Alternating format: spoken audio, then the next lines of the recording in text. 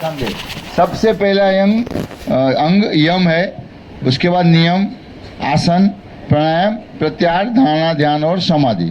तो ये सबसे पहला अंग, लेकिन हम लिया कभी 7वें वीक में, क्योंकि वो यम ये योग की और जीवन की नींव कहा गया है। यम और नियम का पालन करने से हमारी निजी जो जिंदगी है, यम का पालन करने से हमारी जो सामाजिक जीवन है वो अच्छा होगा, समाज में अच्छी वातावरण निर्माण होगा और समाज में सुशुद्धता, यानी कि जो ये अभी दिख रहा है आपको, वो उसमें अच्छे से हम जी सकते हैं।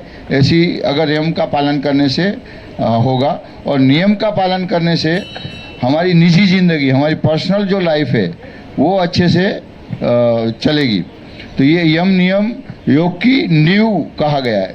हम लोग कोई भी इमारत बनाते हैं, कोई भी मंदिर बनाया, इमारत बनाई, हमारे जो फ्लैट्स है, पहले क्या करते हैं, बिल्डिंग बनती है तो पहले क्या करते हैं, उसमें नींव रखते हैं ना। मकान बनता है या कोई भी चीज़ बनता है तो उसकी नींव होती है। तो ये यम और नियम योग शास्त्र के नींव कहा गया है, या तो जीवन शैली की नींव कही गई है। तो पहला जो यम है उसके 5 तत्व है, 5 तत्व लिख के रखो चाहिए। तो अहिंसा,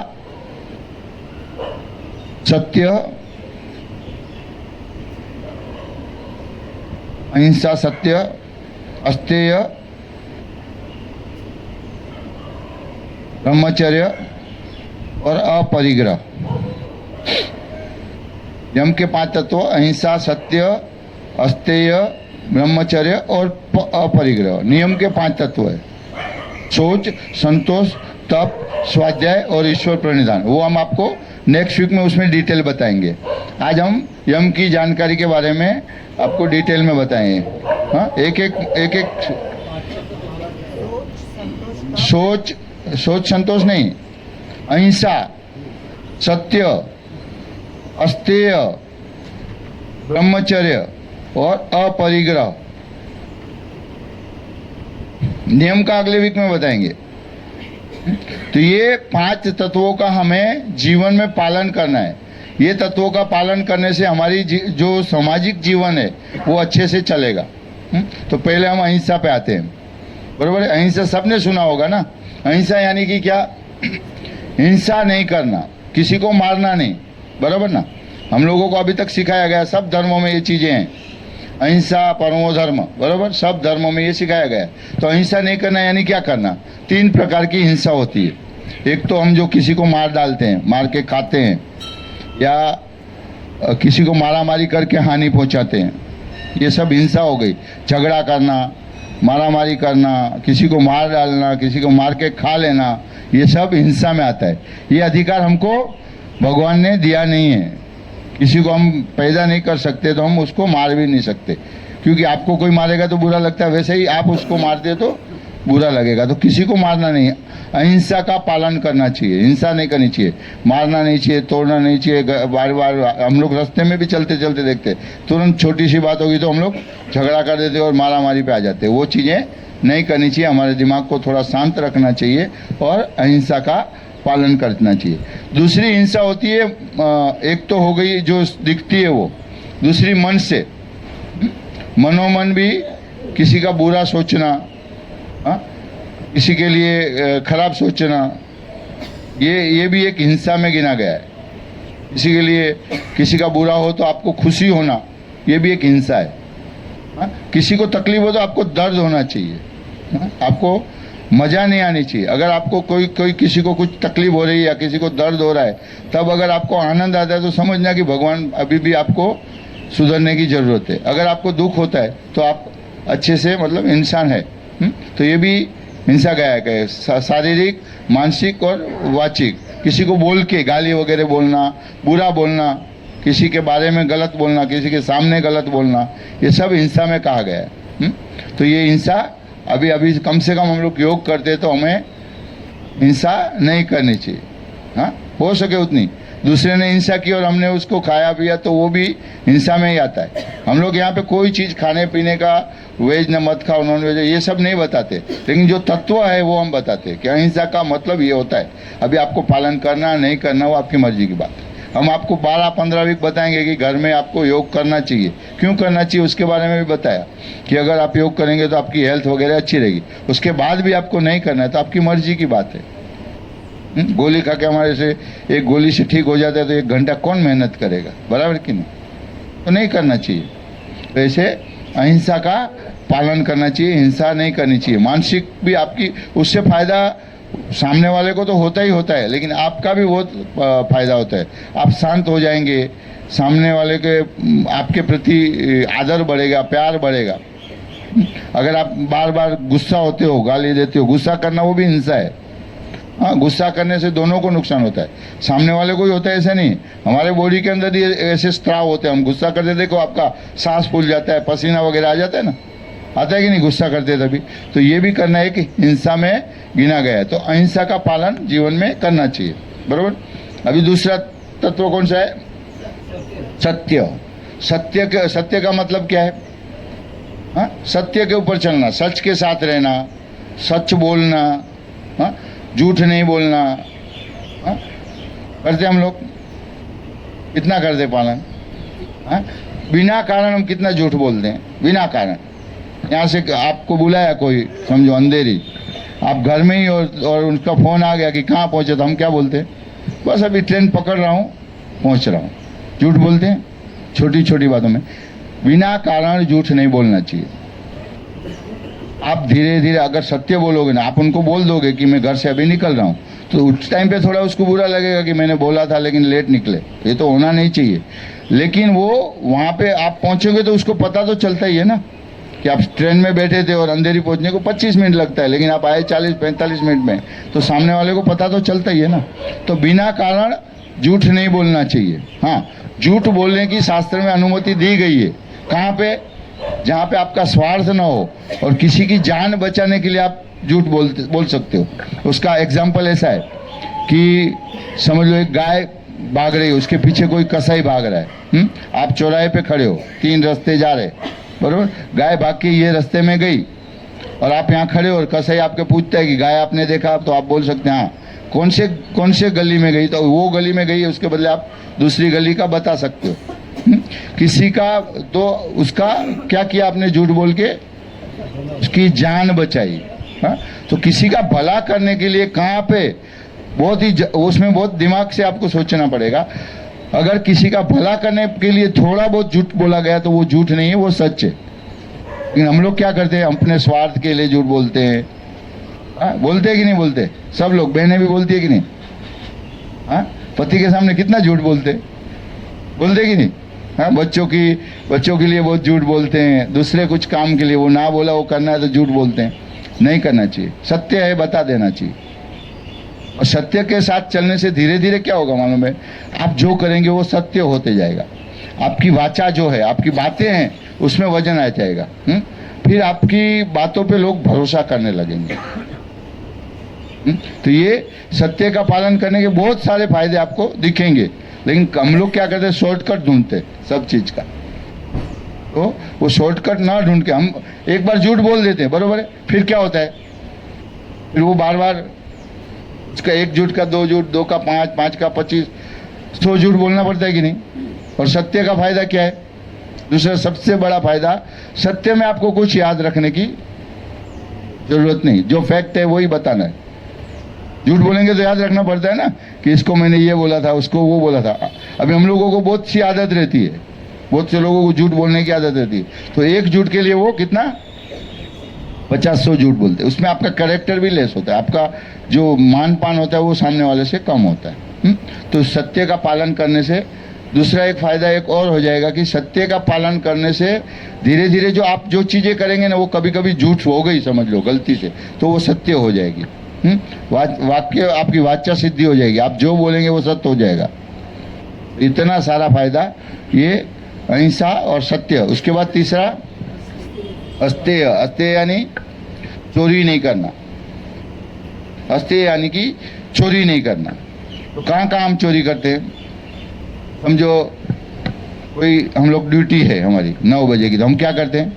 9:30 को पहुँचते हैं, शाम को 6 का टाइम है तो 5 को निकल जाते हैं, वहाँ बैठे रहते हैं, ये सब चोरी में आता है। हाँ, किसी से पैसा उधार लिया, वापस नहीं दिया, हाँ, झूठ बोलने रहने का कि अभी मेरे पास है ही नहीं, या तो उन्होंने तो अच्छे काम के लिए आपको मदद करने के लिए दिया ना। झगड़ा कर लेना, कोई पैसा मांगे तो झगड़ा कर लेते हम लोग, वापस मांगे तो करते हैं कि नहीं। तो ये सब चीज़ें अस्ते में आती है। किसी का छीन लेना। अभी कुछ व्यावसायिक लोग हैं, जैसे डॉक्टर है, मैं सब डॉक्टर के बारे में नहीं बताता हूँ, डॉक्टर है, आपको बीमारी नहीं है और गोलियाँ देते रहना, न ज़रूरत का टेस्टिंग कराना। वकील है तो भी आपको चढ़ाएंगे कि ये केस लड़ना चाहिए, ये झगड़ा करना चाहिए। ये सब चोरी में आता है, अस्ते में आता है। व्यापारी है, तो व्यापारी क्या करते हैं, 1 रुपये का चीज़ 20 रुपये में बेच देते हैं, 15 रुपये में बेच देते हैं। आपको झूठा मूठा बता के कि इसकी ये कंपनी है और दूसरी कंपनी का डाल देते हैं, डुप्लीकेट बेच देते हैं, बेचते हैं ना। आजकल तो थोड़ा उसका क्या बोलते हैं, भाषा में भी सुधार किया है। डुप्लीकेट को क्या बोलते हैं अभी, फर्स्ट कॉपी का दे देते हैं। हाँ, देते हैं कि नहीं। इलेक्ट्रॉनिक हो, कपड़ा हो या और कोई चीज़ हो, तो ये सब चोरी में आता है। ये नहीं करना चाहिए। हमारे धर्म में बताया गया है, सब धर्मों में। हम लोग बुक लिखते हैं ना, व्यापारी होंगे वो लिखते होंगे बुक, तो पहला क्या लिखते हैं हम सबसे शुरुआत, श्री सवा। मतलब 1 रुपये का अगर आपको कोई चीज़ आया है तो व्यापारियों ने वो 1.25 रुपये में लोगों को देना चाहिए।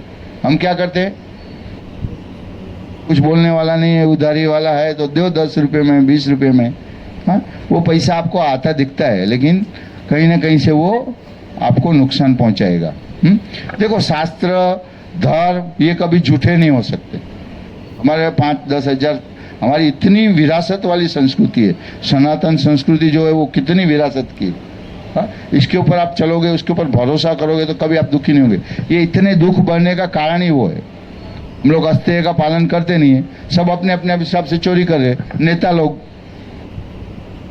उनको क्या सेवा के लिए, वो क्षेत्र पॉलिटिशियन क्षेत्र जो है वो सेवा का क्षेत्र है, बरोबर है कि लोगों का सेवा करने के लिए। वो करते क्या है, आजकल पॉलिटिक्स में जाने का मतलब क्या है, पैसा बनाना। तो ये पूरा ध्येय हम लोग खो चुके हैं। हाँ, तो फिर उसका परिणाम भी अलग आएगा। हाँ, तो हम जो क्षेत्र में, आप सब कौन से क्षेत्र में मुझे पता नहीं है, लेकिन जो क्षेत्र में आप भी या हम भी, तो किसी का ऐसा चोरी नहीं करना चाहिए, किसी का हराम का नहीं ले लेने के चाहिए। हमारी भाषा में बोलते हैं ना, हराम का। आपके जो अधिकार नहीं है, आपका अधिकार है उतना ही लेना चाहिए। हाँ, तो इसको बोलते हैं अस्तेय, चोरी नहीं करना। आपका जो भी व्यवसाय है, और मैं तो इतना तक बोलता हूँ कि अगर हमने कोई एन प्रकार से अगर धन कमाया तो वो धन आपके पास टिकता नहीं है। अगर टिक गया तो आपको सुख करने नहीं देगा, वो आपको दुखी करेगा, और आपको करेगा आपके बच्चे भी उसमें सुखी नहीं होंगे। हाँ?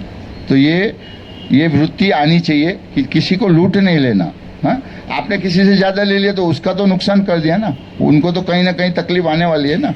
तो ये चीज़ें, इसको बोलते हैं कि अस्तेय का पालन करना।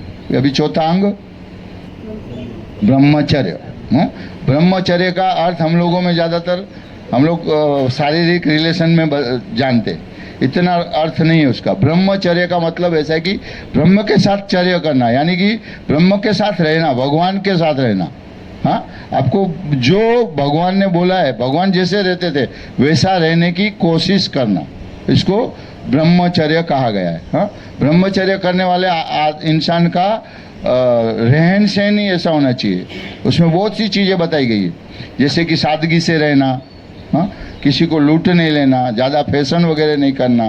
हाँ, और हमारी जो संसार में हमने जो जवाबदारियाँ ली है, पति ने पत्नी की जवाबदारी ली तो उसके साथ वफादार रहना। हाँ, दूसरी समझो पुरुष है तो उन्होंने दूसरी नारियों के साथ रिलेशन नहीं रखने, नारी है तो दूसरे पुरुषों के साथ रिलेशन नहीं रखने। एक नारी ब्रह्मचारी हमारे शास्त्रों में कहा गया है। हम कहीं भी जाते हैं, कुछ भी करते हैं, आजकल तो बहुत दुनिया गलत तरीके से चल रही है। हाँ, गलत पिक्चरें देखना, गलत मूवी देखना, गलत फोटो देखना, जिससे आपके मन में विकार आते, झूठे विचार आते हैं, वो चीज़ें नहीं करनी। हाँ, गलत खराब किताबें नहीं पढ़नी, अश्लील नहीं देखना। अभी आजकल तो इंटरनेट आने से इतना इजी हो गया है सब। हाँ, तो ये सब चीज़ें अच्छे इंसान ने, जो योग करने वाले इंसानों ने नहीं करनी चाहिए। व्यभिचार नहीं करना, उसमें व्यसन भी आता है, व्यसन नहीं करना, ज़्यादा फैशन नहीं करना। ये सब ब्रह्मचर्य में आता है। आप तो बोलेंगे मैं तो ईमानदार हूँ, लेकिन फैशन करने से, आपके फैशन करने से दूसरों को उसकी हानि होती है, उनका भी दिमाग खराब होता है। आप छोटे एकदम कपड़े पहन के निकलेंगे तो दूसरे लोगों का दिमाग खराब होगा कि नहीं होगा? हाँ, तो वो भी एक ब्रह्मचर्य का पालन में नहीं आता है। उसका मतलब ब्रह्मचर्य का आपने खंडन किया। तो ये जीवन में हमको, अगर आप योगी हो, आप अच्छा जीवन जीना चाहते हो, तो ब्रह्मचर्य का पालन करना चाहिए। इतना छोटा सा उसका अर्थ नहीं है, ये बहुत बड़ा व्यापक अर्थ है उसका। तो इस तरह से आपको इंसान की तरह से रहना, अच्छे से रहना, भारतीय संस्कृति को पकड़ के चलना। हमारी मेहनत पहले दिन से आपको मैं बताता हूँ कि आप भारतीय बन जाओ, आपकी 90% समस्या हल हो जाएगी। हम हुआ क्या है, हम भारतीय छोड़ के हम विदेशी बनने के चक्कर में न भारतीय रह पाते हैं न विदेशी बन पाते। विदेशी जो है वो लोगों को उस हिसाब से बड़ा किया गया, पैदा किया गया। वहाँ का वातावरण वैसा है, वहाँ रहना वैसा न वैसा है, वहाँ पे अपने जैसी कुटुंबिक व्यवस्था नहीं है, वहाँ पे हमारे जैसी जो रिलेशन वाली व्यवस्था, सगे वाली हमारे मामा, काका, चाचा, नाना सब कुछ है वहाँ पे है। वहाँ पे क्या है? ओनली फॉर आंटी एंड, जितने बड़े हैं वो सब वही, वो है कि नहीं? हमारे यहाँ कितनी सारी व्यवस्थाएं हैं। वहाँ पे बंधन वाली व्यवस्था नहीं, पति पत्नी है तो भी दूसरों के साथ घूम सकते हैं, कुछ भी कर सकते हैं।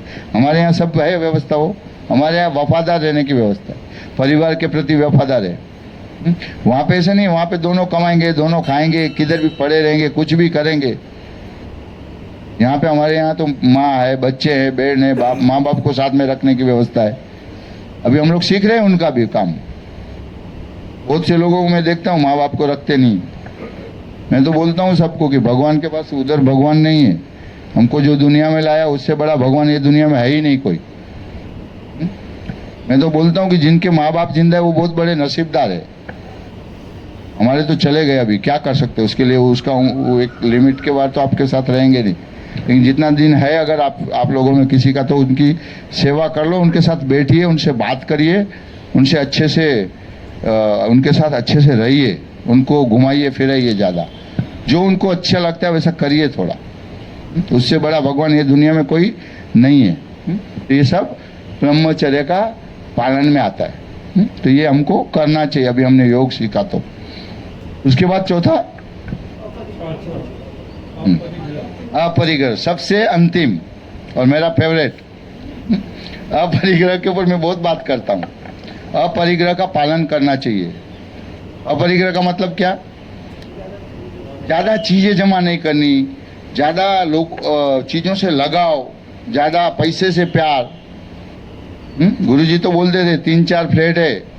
ये जो असमानता है ना समाज में, वो अगर अपरिग्रह का सब पालन करेंगे ना तो असमानता खत्म हो जाएगी। अभी आज की तारीख में कैसा है, एक आदमी के पास तो 4 फ्लैट है, 10, 20, 50, 100 करोड़ की संपत्ति है, और एक आदमी रोड पे रह रहा है या उसके पास एक झोपड़ी भी नहीं है। ये अव्यवस्था क्यों है कि हम लोगों ने सब ने अपरिग्रह का पालन नहीं किया। हम आज भी क्या करते हैं, कितना पैसा है तो सुखी? एक बात बता सकते हो आप लोग सब, कितना पैसा है तो इंसान सुखी हो सकता है? है कुछ उसका लिमिट है। मुकेश अंबानी भी दुखी है, दुनिया का नंबर 1 का पैसे वाला है, उसको भी दुख रहता है। और छोटी झोपड़ी में रहने वाला भी मैंने सुखी देखा है। मेरे पास एक कपल आता है काम के लिए, हस्बैंड वाइफ, 55-60 के रहेंगे, दोनों मजदूरी का काम करते, मेरा कंस्ट्रक्शन का व्यवसाय है। तो उसको देख के मैं इतना खुश होता हूँ। एक बार मेरी वाइफ को लेके गया मैं वहाँ पे, उनको दिखाया। वो सुबह आते हैं दोनों हस्बैंड वाइफ, इतना रोटी वगैरह साथ में लाते, दोनों काम इतना प्यार से करेंगे। हस्बैंड बोलेगा वो वाइफ करेगी, वाइफ बोलेगा वो हस्बैंड करते साथ में, और कभी झगड़ते नहीं है, इतना प्यार से काम करते। फिर वो जो खाना खाने बैठते हैं ना 12-1 बजे, तब देखने जैसा रहता है, इतना प्यार से एक दूसरे के साथ खाते। हाँ, और शाम को फिर दोनों का पगार कितना है तो 600, 500, 1000 रुपया। मेरे पास नहीं रहते, वो कॉन्ट्रैक्टर के पास। लेकिन उसको देखता हूँ तभी मुझे लगता है कि सुख का व्याख्या क्या है। इतने प्यार से आते हैं, फिर शाम को एकदम हाथ पैर धो के दोनों साथ में जाएंगे। हम लोगों के पास है क्या? 4 फ्लैट है लेकिन बीवी कहाँ जा रही है, पति कहाँ जा रहा है, तुम्हारा असमाहित ना है, तेरे को ऐसा पता नहीं है, तमने कहीं आवड़तू नहीं। यही चीज हम सब कर रहे। तो अपरिग्रह का पालन, ज़्यादा जमा करना, ज़्यादा लूट लेना। अपरिग्रह का मतलब होता है छोड़ देना। 4 फ्लैट है तो 3 फ्लैट किसी को रहने के लिए दे देना। आप 4 में तो रह नहीं सकते हो ना।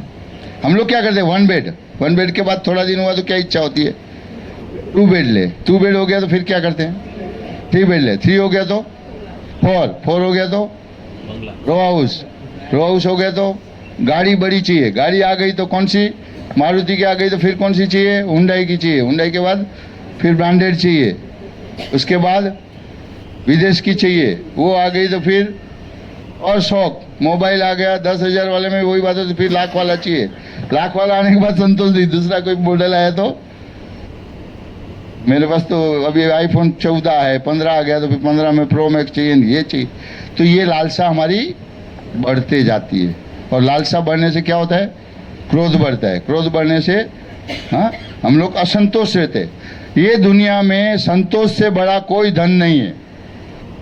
गजधन गोधन गजधन रतन धन खान, जब आए संतोष का धन सब धन मूली समान धूली समान। बराबर कि नहीं। गोधन पहले के जमाने में जिसके पास गाय ज्यादा, हाथी ज्यादा, गोधन गजधन। रतन धन जिसके पास हीरा माणिक रतन ज्यादा, वो पैसे वाले गिने जाते थे। लेकिन कितना भी आने के बाद आपने देख लिया कि 5 बेड वाला भी सुखी नहीं, फिर सोचता है कि एक और ले लूं, फिर एक और आने के बाद और कुछ कर लूं। सुख अंदर से होता है, संतोष से बड़ा सुख नहीं। जो हमें, इसका मतलब ये नहीं कि आज से बैठ जाना चाहिए, कार्य करते रहना चाहिए, लेकिन जितना हमारे पास है, जो हमारे पास है, 1 बेड है, 2 बेड है, जहाँ हम रहते, जिसके साथ रहते, उसमें हमको संतोष होना चाहिए। संतोष से को बड़ा कोई धन इस दुनिया में नहीं है। हा? तो सुख कहाँ है, अंदर है, और संतोष में धुन। जिस दिन आपको हो गया ना कि भगवान ने हमको कितना सारा हमारे पे उपकार किया, 2 आंख दी, 2 हाथ दिए, 2 पैर दिया, सब इतना माइंड दिया, इतना अच्छा सोसाइटी दिया, इतने सारे लोगों के साथ में रहने का दिया, इतना अच्छा परिवार दिया, उस दिन आप सुखी। हा? बाकी बहुत लोगों को देखा है ना आपने भी देखा होगा, किसी का हाथ नहीं है तो भी वो कितना आपको टीवी वगैरह में आते रहता है। तो ये अस्तेय का पालन करना यानी कि क्या करना, कम करो, कुछ कुछ देने का शुरू करो। और जिस दिन आप देना शुरू करोगे ना, किसी को दे के देखो, उसका आनंद लेने से कई गुना ज्यादा है। हम लोग तो क्या करते हैं, अभी करोड़पति भी है लेकिन गवर्नमेंट कहीं से 5,000 भेजती है तो ले लेते हैं, कोई संस्था हमारी कुछ फ्री में कराती है तो उधर से भी हम लोग लेते कि नहीं। मोदी जी ने बीच में बोला कि सब्सिडी छोड़ो, तो 1 करोड़ लोगों ने छोड़ा। भारत के अंदर ऐसे 15 करोड़ लोग हैं जो सब्सिडी के लायक नहीं है। 14 करोड़ ले रहे हैं ना फोकट का सब्सिडी, नहीं लेना चाहिए। मैंने मेरे लाइफ के अंदर 32 साल का था, तब से मैंने गवर्नमेंट की सब सब्सिडियाँ छोड़ दी। मैं कहीं से भी कोई सब्सिडी नहीं लेता हूँ। बीच में हमारे उधर गांव में भूकंप वगैरह आया तो 90,000 रुपया मिलता था घर बनाने के लिए, मैंने नहीं लिया। 6,000 रुपया हर रोज का मिलता था, महीने का, हमने नहीं लिया। अभी भी मैं कोई गवर्नमेंट का सब्सिडी नहीं लेता हूँ। कहीं यात्रा वगैरह प्रवास में जाना है तो मैं सब्सिडी से कभी नहीं जाता हूँ, क्योंकि ये चीज़ों से हमारी लालसाएँ बढ़ती है। उससे कोई बड़ा नहीं हो जाते, लेकिन एक आदत हो जाती है कि फ्री का कहीं मिलता है तो ले लो। तो ये ना करके आपको देने की शुरुआत करनी चाहिए। अपरिग्रह का मतलब अगर आपके पास कुछ है तो छोड़ दो। तो फ्लैट वगैरह तो हम दे नहीं सकते, 3-3, 4-4, 2-2 है तो दे सकते किसी को, या प्रॉपर्टी ज़्यादा है, मेरे पास 2-4 दुकानें हैं तो मैं दे सकता हूँ किसी को, नहीं दे सकते। लेकिन छोटी छोटी बातें तो आप कर सकते हो। बहुत सी ऐसी बातें हैं छोटी छोटी, आप प्रयोग करना। मैंने बहुत लोगों को यहाँ बताया, कुछ लोगों ने प्रयोग किया तो इतने खुश हो गए। लास्ट है उसकी आगे वाली बेंच में एक लेडी खड़ी हो गई आके कि आपके बोलने से मेरे घर पे, आपके घर पे, सबके घर पे, हमारे सबके घर पे 80% 75% सामान ऐसा है जो हम कभी वापरते नहीं। बहनों के वॉर्डरोब में खास पाकिट કેટલી છે ઘરે, पाकिट, फिर चप्पलें, फिर कपड़े। हाँ, कोई कपड़ा तो ऐसा रहता है 4-4 साल तक निकालते नहीं है। मेरी वाइफ है तो उसके पास 50-60 साड़ी है, पहनती कितनी बार साड़ी मालूम है, साल में 2 या 3 बार। तो उसको मैं बोला एक दिन ये सब दे दे, कोई जो पहनती है उसको तो काम आ जाएगा।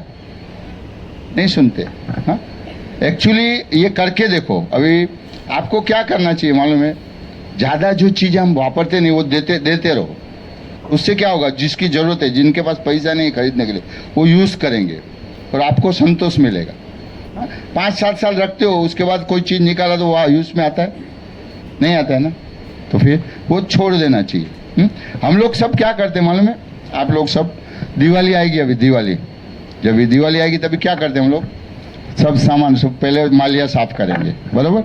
मालिया से सब सामान निकालेंगे। उसमें क्या रहता है? बैग रहती है, चप्पल रहती है, कोई गिफ्ट दिया हुआ कोई गिफ्ट रहता है, एक्स्ट्रा कुछ छाता बीता पड़ा रहता है, वो सब निकालते, साफ करते, बराबर?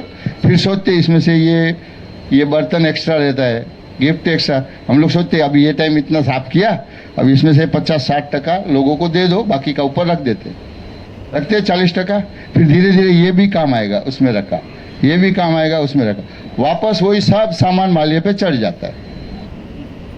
हा? वो यूज आप फिर अगली दिवाली को निकालेंगे। मैंने मेरे घर बनाया ना, मालिया ही नहीं रखा। मैंने बोला कहीं मालिया है तो निकाल दे, चाहिए नहीं। आज मेरे घर पे आप देखो, मेरे ऑफिस में देखो, एक भी चीज एक्स्ट्रा नहीं मिलेगी। मैं मोबाइल भी लाया ना तो दूसरा मोबाइल तुरंत दे देता हूँ, चार्जर भी लाया चार्जर दे देता हूँ, कपड़ा भी लाया, एक शर्ट लाया, टी शर्ट 2 लाया ना मैंने, तो 2 एंगल में रखा, 2 निकाला, सीधा वॉचमैन को या मेरे स्टाफ को दे देता हूँ। जूते भी, फायदा क्या मालूम है? नया का नया रहता है। आप क्या करते हो मालूम? जूना का जूना पहनते हो। ये करके देखना आप घर में। फिर क्या करते? कबर्ड खोला अपना पलंग, उसमें भी वही करते हम, वापस रख दिया। वापस रखने से आनंद नहीं, दे दो किसी को। छोटी छोटी चीजों से शुरुआत करो, फिर आप बड़ी देना भी चालू करोगे। मेरा खुद का अनुभव है। हाँ, तो ये आप जाके करना। लास्ट नहीं, उसके पहले वाली बेच में एक बाई आई, बोलती है ये जिंदगी का मेरा 50 साल निकल गया, मुझे ये पता नहीं था, मैं हर साल घर परेशान हो गई थी घर साफ कर करके, ये अभी आपके बोलने से मैंने सब चीज दे दिया, अभी मुझे घर साफ करने में 10 मिनट लगती है। काम की चीजें उतनी रखी, बाकी सब दे दी काम वाले को, जिसको जिसको जरूरत है लगा। थोड़ा शुरुआत कीजिए और आपको आनंद मिलेगा, सच में आनंद मिलेगा। आपने किसी को शर्ट दिया और वो पहना हुआ आपको मिलेगा ना, तो आपको बहुत मजा आता है। देने में जो आनंद है ना, लेने में नहीं है। लेकिन सिर्फ हमको शुरुआत करने की जरूरत है। तो ये अपरिग्रह का पालन करो। एक्स्ट्रा चीजें हैं तो दे दो, रहने के लिए दे दो, कम से कम कुछ कपड़े वगैरह है, कुछ पैकेट है, दे दो। छोटे लोग बहुत है ये दुनिया में। हम लोग जो कैटेगरी के ना, वो कैटेगरी के भारत में 5-10 तक का ही लोग हैं। बाकी के लोगों को अभी भी असुविधाएं हैं, अभी भी उनको कुछ चीजें मिलती नहीं है शौक होने के बाद। मैंने बहुत देखा है, मैं तो गाँव में जाता हूँ, ये आदिवासी विस्तारों में मैं हमेशा जाते रहता हूँ, घूमते रहता हूँ। बहुत से लोगों को 3 टाइम का खाना नहीं मिलता, आज भी ऐसी परिस्थिति है। हाँ? तो ये देना सीखिए, आपको भी आनंद मिलेगा और सामने वाले को भी आनंद मिलेगा। तो ये 5 अंगों का नियमों का, यम का हमको पालन करना चाहिए, तो हमारी जिंदगी में सुधार आएगा और लोगों की जिंदगी में भी सुधार आएगा। चलिए, धन्यवाद। थोड़ा ज़्यादा टाइम गया ना, कितना टाइम मिलेगा?